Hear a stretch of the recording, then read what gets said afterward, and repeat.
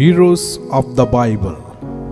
पवित्र बाइबल में से जब हम निर्गमन की किताब में पढ़ते हैं तो हम हारून की याजक के रूप में एक महत्वपूर्ण भूमिका को देख सकते हैं। बाइबल में जब हम पहली बार हारून का नाम सुनते हैं, उसे मूसा का भाई और लेवी के रूप में पहचाना जाता है, जो लेवी याजकों में से एक था। इज़राइल के उद्धार की कहानी में हारून ने एक बड़ी भूमिका निभाई। जब भी परमेश्वर मूसा से बात करता तो हारून मूसा की तरफ से लोगों से बात करता। हारून ने परमेश्वर के चमत्कारों को प्रत्यक्ष रूप से देखा। उसने मिस्र पर विपत्तियां बरसाई और इज़राइल को बताया। वह लाल सागर में सूखी जमीन पर चला, जो चारों ओर से पानी की तरह दीवारों से घिरा हुआ था। हारून के जीवन के कुछ खास तथ्य।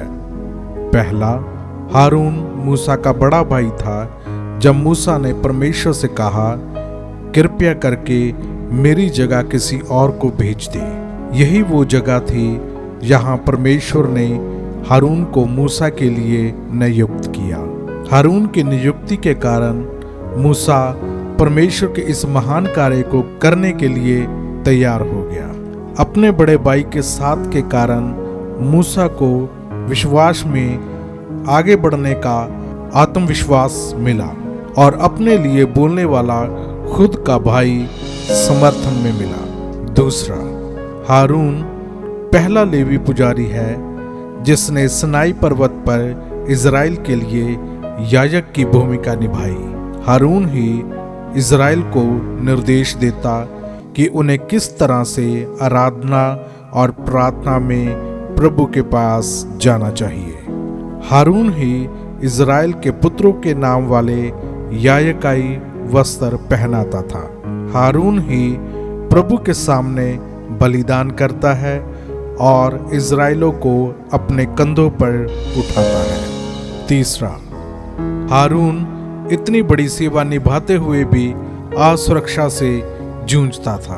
पुजारी के रूप में नियुक्त होने के बावजूद हारून किसी भी तरह से परिपूर्ण नहीं था।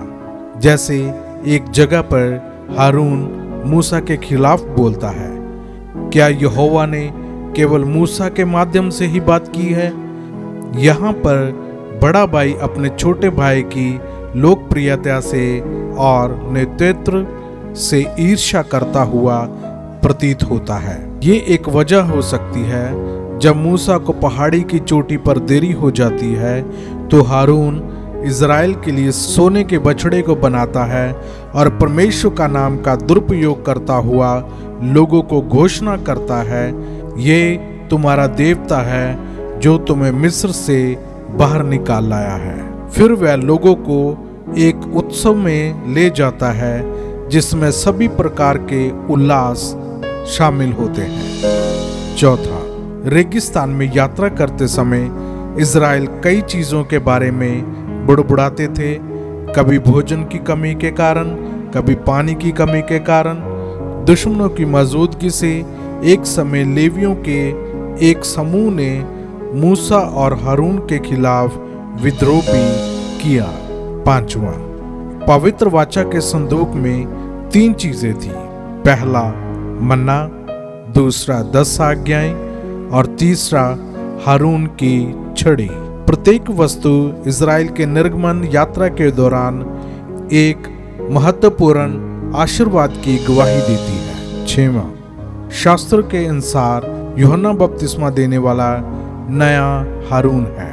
लूका के सुसमाचार में दर्ज है कि यूहन्ना बपतिस्मा का जन्म यकरिया नामक एक पुजारी से हुआ, जो अबिया के पुरोहिता वर्ग का था, और उसकी पत्नी एलिजाबेथ भी हारून की वंशज की थी।